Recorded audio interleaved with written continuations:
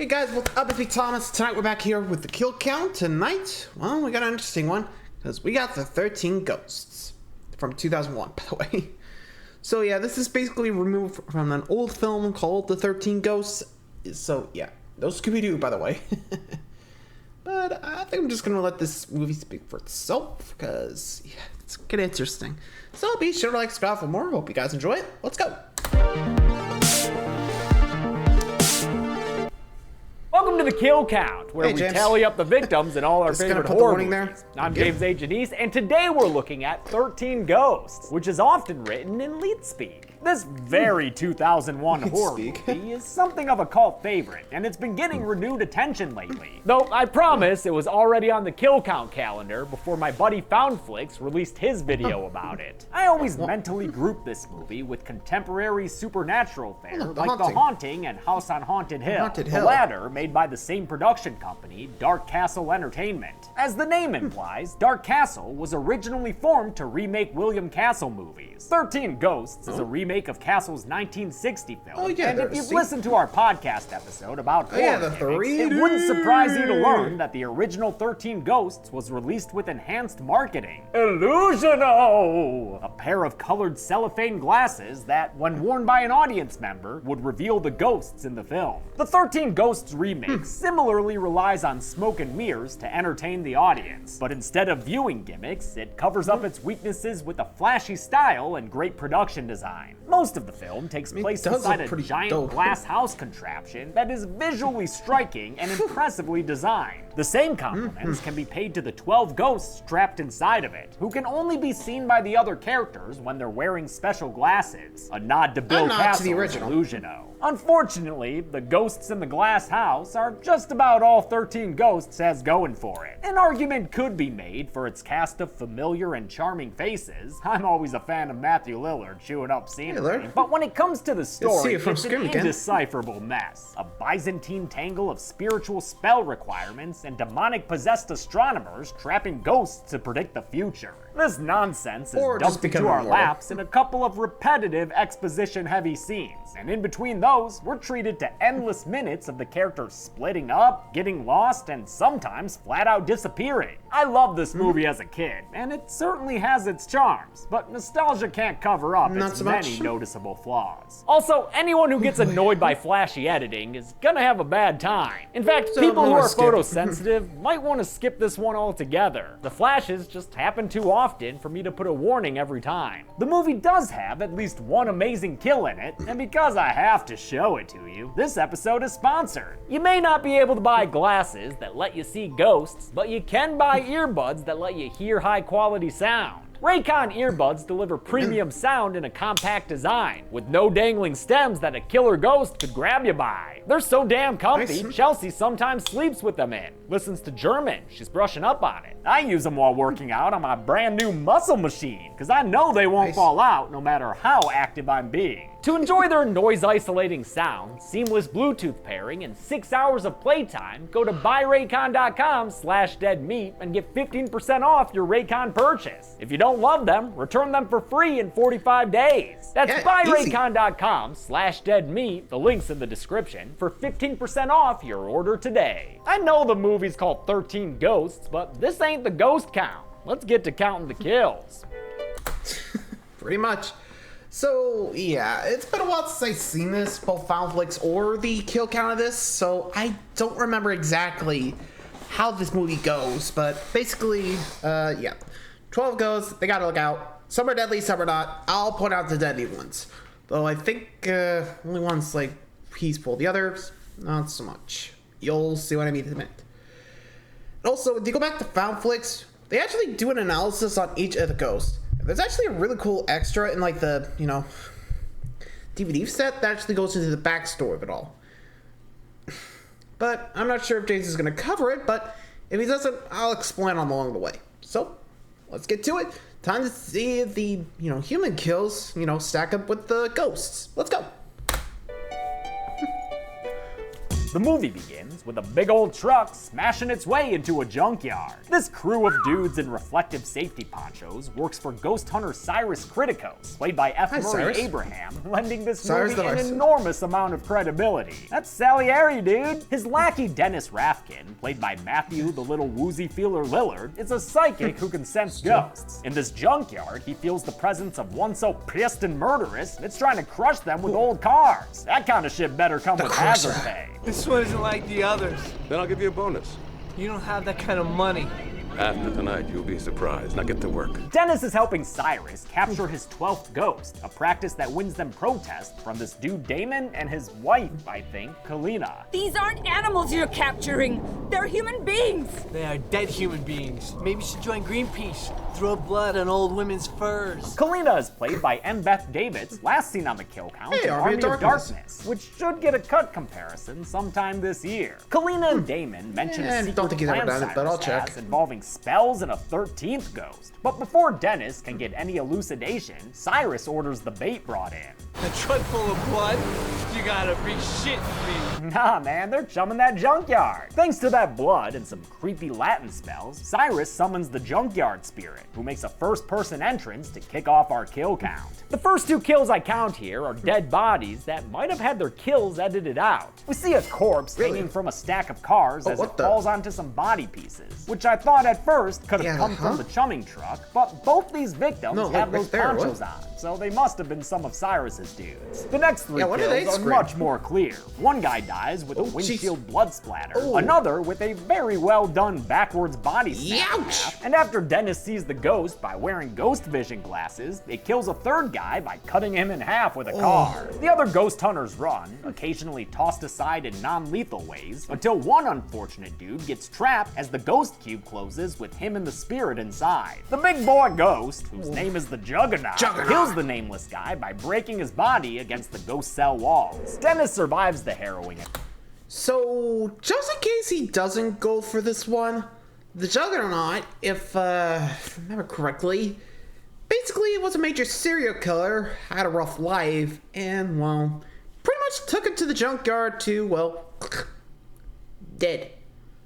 I don't know exactly how it happened, but, so, yeah, basically he haunts the junkyard, aka his former killing grounds, and, well, kills more.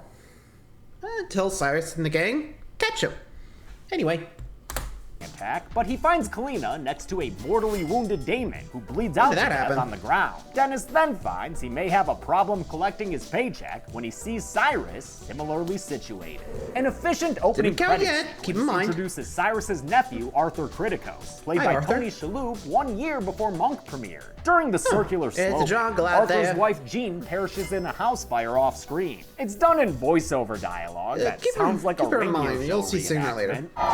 Mommy, go outside! We'll wait outside now! Jean! You can't go back in there, sir. But I'll count it because we did kind of meet her before she died. And also, she'll be important later on. Spoiler alert. A year later, Jean's family struggles in her absence. They're plagued by money problems, though they still employ nanny Maggie, played by rapper Rod Digga. Not sure how much help Maggie is when older sister Kathy is left cooking for herself and her brother Bobby, who's obsessed with true crime. Bobby's an annoyingly precocious little kid who I kinda hate, even if he does defend my livelihood. Dad, will you tell Kathy that keeping a record of death is healthy? It's into this maelstrom of stress and strife that a smarmy suited man interjects himself. This is Ben Moss, a lawyer representing Cyrus's estate. He tells Arthur his late uncle left a video message for him, one that looks like he's about to start begging for red or blue pages. Instead, he tells his nephew that he's inherited his home. And you don't even need to give that Zillow presentation, dog. Arthur and his family are in. Close that window. Oh, wait, it's back. Perhaps we'll meet again. In another life. Brother, the family follows Ben Moss far outside the city to the isolated home they've just inherited from Uncle Cyrus. Whoa, Dad, it's beautiful.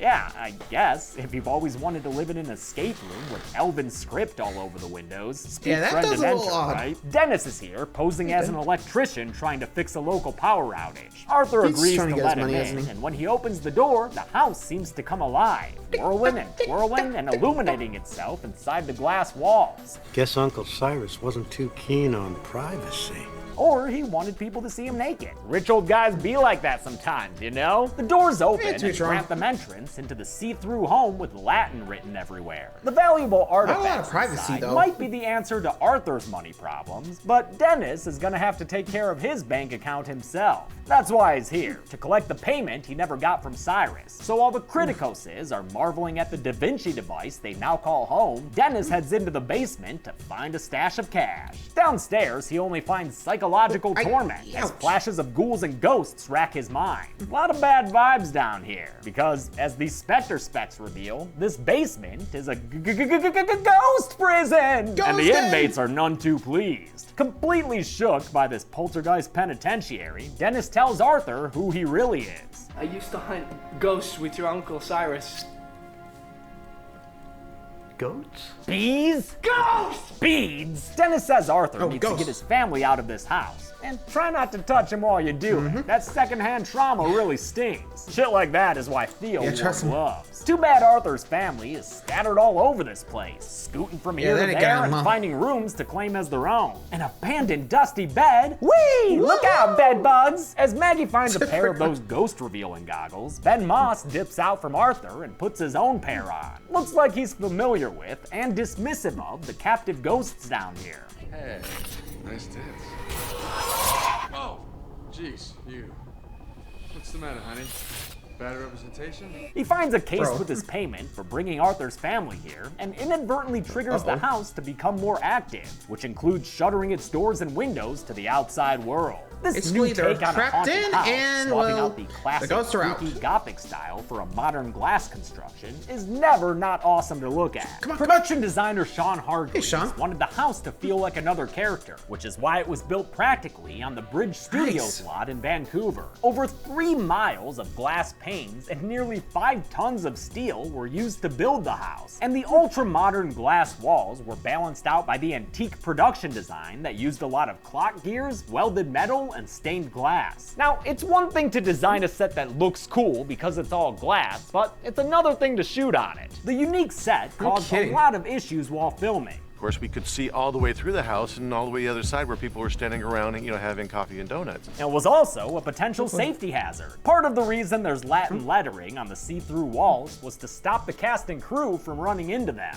The biggest issues were glare and reflection. You'll have a reflection here from something way over here, and you try to find out what it's from, and so we try and have most of the crew wearing dark clothing. To help avoid catching reflections of cameras and crew, the set was lit in a 360-degree manner, with lights shining down through the ceilings and up through the glass floors. It was a huge ordeal, but the movie had a fair amount of money behind it, and production designer Sean Hargreaves proved to be exceptional at his job, which is probably why he wound up as the senior concept designer for Infinity War, Endgame, Ragnarok, and the upcoming Halo series. As the house is late. Well, I mean, you gotta give him credit. He definitely earned his stripes there. And no wonder he got the, Endgame, Infinity War treatment. Good job, dude. I gotta give him credit. You did well. Here's the more, I guess. Oof. Yeah. I think you know what's gonna happen. Greedy Lawyer's about to get his comeuppance. Watch. Layout continues to shift around. One of the ghost cells is open, freeing the angry princess. That naked slashed up ghost Ben was just teasing. He tries to backpedal his earlier remarks, but he backpedals his ass right into a door frame and is cut in half when the glass door slams shut right through his body. This is one of the most standout kills I ever saw as a kid. Few horror movie deaths are as indelibly written in my memory as this dude's frontal plane bifurcation. It's beautiful, really. Arthur and Dennis split up. Oh, by the angry princess. Again, I'll bring them up as if I can remember them. Basically, with the angry princess. So what I think I remember, I think it was the. Okay, I'm trying to think. It was like either one or the other. One of the ghosts was a girl who could not see her beauty, even though she was the most beautiful of them all. So, well, cut so much she bled out. And the other was a floozy, basically. Basically, she would hang out, date, and, do a repeat. Until she messed with the wrong dude. And that dude buried her underneath the 50-yard line after she stood him up on homecoming night. Or prom night, either way. So, yeah. what I'm thinking, I mean, concerning the angry princess, I'm gonna go with the dude with the girl that got buried under the 50-yard line. Like I said, I don't remember exactly, but it's the best I can remember. Anyway.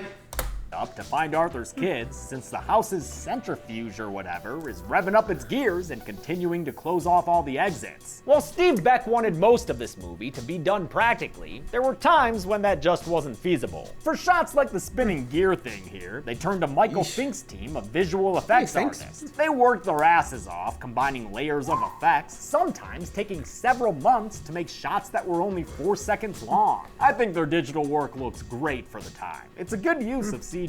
In a glass bathroom that Kathy's currently obsessed with, we get a very cool shot that goes through the ghost glasses to let the audience see the bloody spiritual world. That's how we see that Kathy's made a princess friend. Kathy's played by Shannon Elizabeth, by the way, last seen on the kill count in Jack Frost, made 4 years earlier. Here, she is again given a scene involving a bathtub, though thankfully one with less snowman rape. Kathy splashes her face with the princess's tub water, which is surely a Patreon reward somewhere. The water turns to blood and the princess goes to get her, but then Arthur interrupts the scene and says they need to skedaddle. Maggie's here too, but Bobby is not. He ran off from her earlier and is now scooting his poofy head up and down the house. When it comes to all these glass hallway scenes, they make me feel like Matthew Lillard looks. It's a total fucking drag to watch the characters constantly looking around and calling out for each other. So many scenes with them running around, splitting up, and getting off. No jump cuts? All by his lonesome, Bobby hears some ghastly voices coming from downstairs. They send him mixed messages. I have something for you. We'll have lots of fun, Bobby.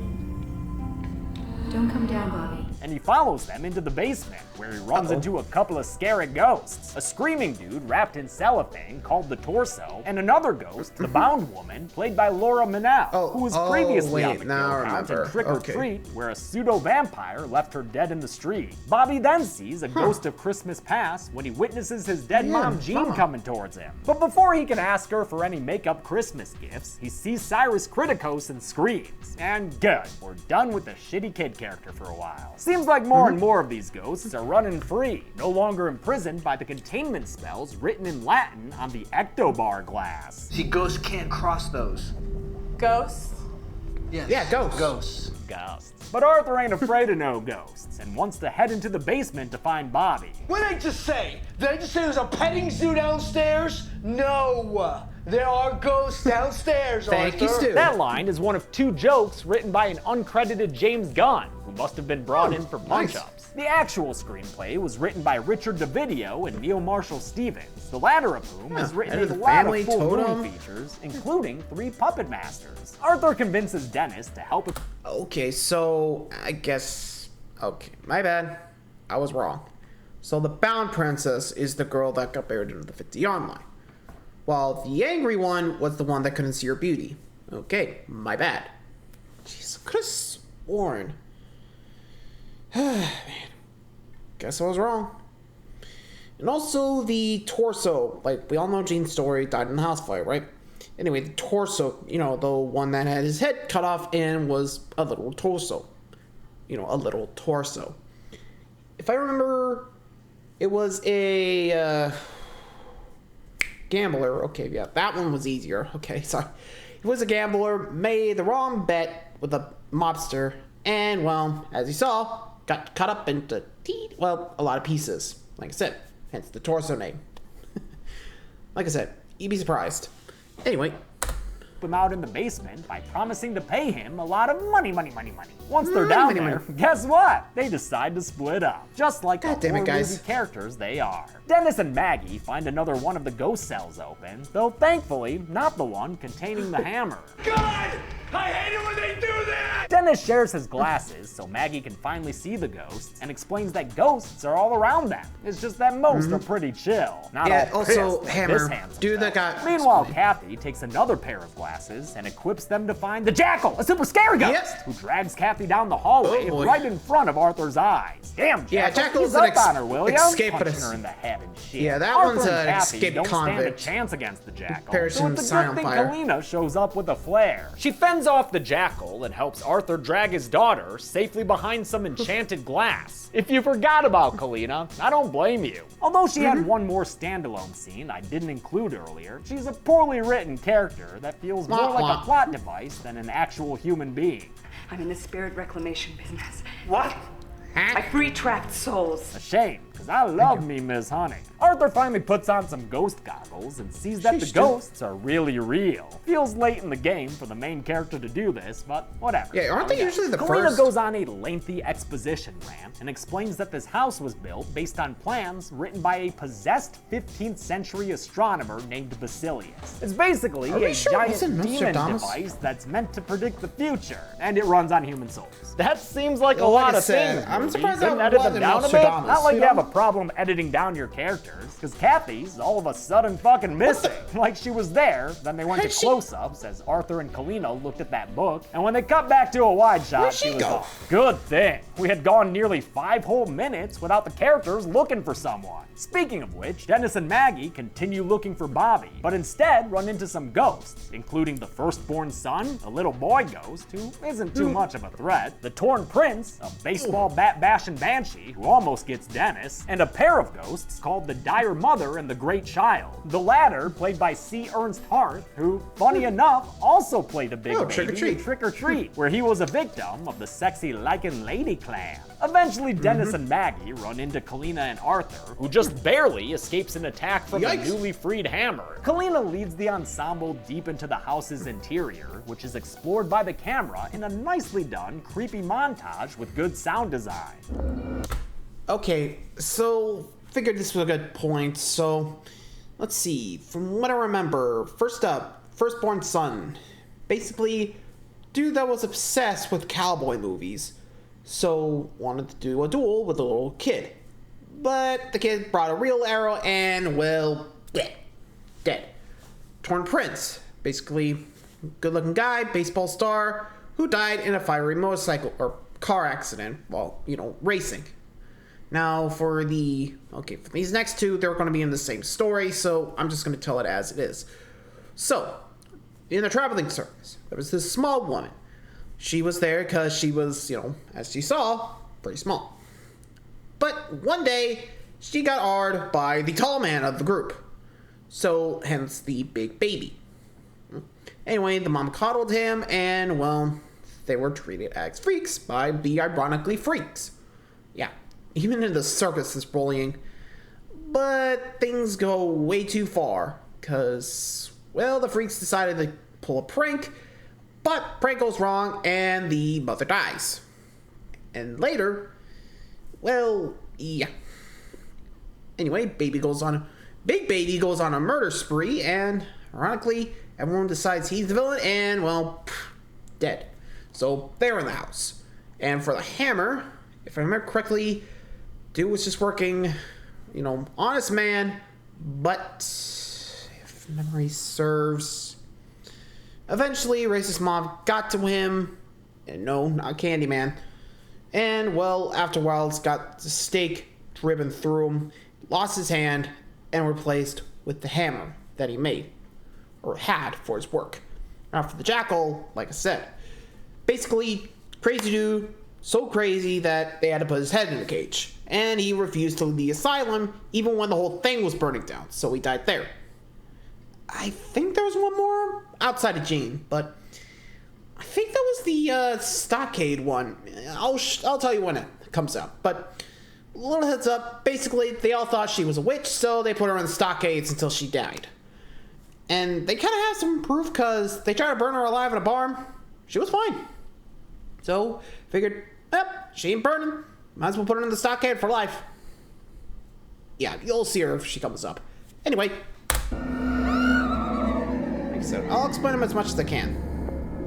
At one point, they get attacked by the jackal, who turns Arthur's back into a scratching post. But they're able to escape him and another ghost, the Pilgrimess, by getting to the library and hiding behind their Windex spell. The accused there, witch. Kalina reveals to Arthur that his dead wife Jean is one of this house's captive ghosts, and Dennis helped land her in ghost jail, that bastard. In another exposition dump, Kalina tells Arthur about the 12 ghosts. His wife Jean is ghost number 4, the withered lover, meaning she's stuck existing in in the form of annoying flashy jump cuts. I've already mentioned all 12 ghost names Kalina reads from this book, which places an extra special emphasis on number 11, the Jackal, and number 12, the Juggernaut. Titan. While Dovidio and Stevens wrote the screenplay, it was director Steve Beck, whose only other film was Ghost Ship, released the following year, who developed the movie's ghosts, giving each of them individual personalities and backstories. That background information is never fully revealed in the film, but it is included in a 13-minute featurette called Ghost Files, which my buddy John Squires of Bloody Disgusting calls his all-time favorite horror DVD bonus It is pretty good. In See it, it. F. Murray Abraham narrates as his character Cyrus and explains the life and death of each of the spirits he's imprisoned inside his home. Ryan gnawed through his straitjacket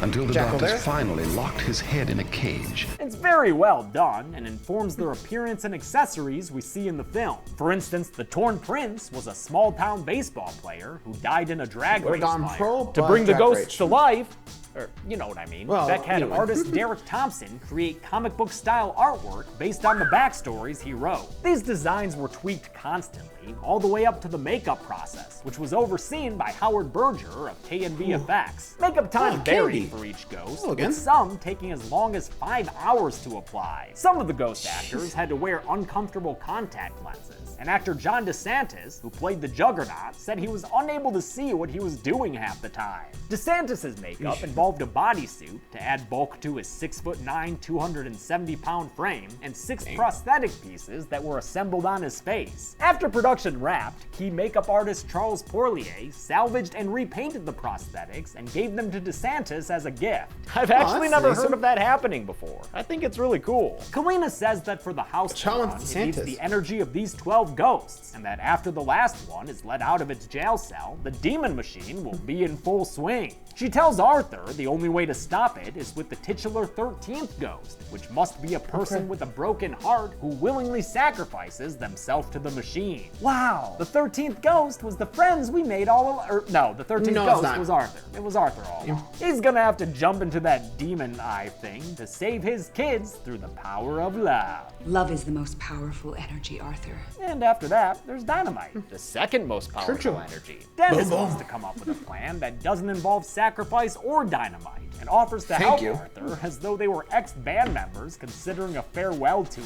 One last time, while there's still time, you and me. They take a pane of enchanted glass out into the hallway as a shield, causing another character split as Kalina and Maggie start the dynamite leg of the mission. That takes them to the heart of the house, where Maggie runs into a figure coming towards her with a cane. She screams and Kalina turns on her, knocking her out with the exposition book. Cyrus Criticos is revealed to be alive, not at all a member of the spiritual world. And I guess Kalina is in love and working with him, making that character even more of a blatant plot device. Why? Why are you so mad at me? I did everything you asked me to do. Oh man, now she's all whiny. Dennis and Arthur's glass pane keeps them safe from the minor league ghosts, but there's not room behind it for both of them to hide from the hammer. Dennis decides to be a good guy for once and lets Arthur keep himself safe, right as the machine opens the final ghost cell. And you know who wasn't that one? Oh, it's the Juggernaut, bitch! The Hammer and the Juggernaut start double teaming Dennis, beating the ever-loving shit out of him with their hammers and fists. Dennis is killed when the Juggernaut raises him high above his head and breaks his back against the corner. Oh, I like Dennis, it. he just Cyrus wanted his starts money. playing Latin chants on the speakers, and it recalls each of the ghosts one by one. Must be some sort of summoning spell, because it's summoning them to the circle room where the floor's spinning round and round. Sorry, Arthur, that includes Jean. She'd love to catch up with you right now, but she's got a dip. Cyrus heads out to the ghost party too, but looks like he's going stag. Kalina is left behind to get crushed to death by sliding glass walls. He doesn't need her now that she's fulfilled her purpose for him. Her job was to lie to Arthur about the nature of the 13th ghost. Turns out the 13th ghost isn't a failsafe, it's an ignition key. Cyrus needs Arthur to sacrifice himself to get this demon eye machine running. To encourage him to be a willing sacrifice, he's put his kids in danger, holding them at the center of the world's most dangerous I'm guessing that's how armory. they disappeared. It's a pretty confusing plot, which is why we hear M. Beth Davids in a voiceover reiterating everything she said earlier. This house is not a house. It is a machine. It feels like a last-minute attempt to clarify all this nonsense. The voiceover also runs through the names of all 12 ghosts again, because this movie knows they're the best part, so might as well keep highlighting Roll them. call. Arthur deduces that Cyrus isn't a ghost, and since his uncle has put his kids in danger, he goes and gets a good face walloping in. Cyrus gets the upper hand and chides his nephew for being weak, then demands that Arthur sacrifice himself and become the 13th ghost. The machine requires a ghost to be created out of an act of pure love. That's why I chose you, nephew. You and your pathetic family. Maggie suddenly re-enters the movie by messing with Cyrus's sound equipment, quickly and anticlimactically sabotaging his plan. With the spell broken, the 12 ghosts are able to grab their captor and tormentor and kill him by throwing Cyrus into the swinging rings. Yeah! With some encouragement from Ghost Dennis, Arthur saves his kids by jumping through the swinging rings and pressing triangle in time. Then he just huddles over them as a malfunctioning of the machine's gears causes a house-wide hurricane of glass shards. How the fuck are they surviving this? They're in that hurricane. With the glass walls broken, the ghosts are free to leave, which almost gives this a Fallen Kingdom ending, but with ghosts instead of dinosaurs. The ghost of Jean appears, obviously the blue of this metaphor, and lets her family know she's at peace with a couple of I love yous. Not so fun fact I learned during my research, the shot of the ghosts running off to play was part of a day of reshoots that very unfortunately took place on September 11th, 2001. Not the best day to be stuck in a makeup chair for 5 hours. The movie ends with the Kritikos family hugging, and a still living Maggie declaring that she's not about to clean up this mess. Did 13 ghosts give us 13 bodies? Let's find out. Get to the numbers. Ghost! Again! So, one short? 12 people died in 13 Ghosts, which I guess matches the 12 ghosts imprisoned inside the house. The victims were 10 guys and only 2 ladies, ghost, a 5-to-1 ratio of dudes, and with a runtime of 91 minutes, that left us with a kill on average every 7.58 minutes. Nice. I'll give the golden chainsaw for coolest kill to Ben Moss, obviously. Oh yeah. Like I said, this kill is an all-timer, and I know I'm not the only one who will never forget it. Almost ready for lamest kill will be Jean Kritikos, Fridge during the opening credits in an off-screen house fire. And that's it. 13 Ghosts came out in 2001, and a lot of people really like it, so I hope they enjoyed this episode. Until next time, I'm James A. Janice. This has been The Kill Count. Thanks a lot for watching. Well, that was a fun one. So, like I said, it depends. If you like it or not, let me know. So, anyway, there you go, the 13 Ghosts. Let me know what you guys think, and until next time, like, subscribe for more. I'll see you guys around. Good night, everybody.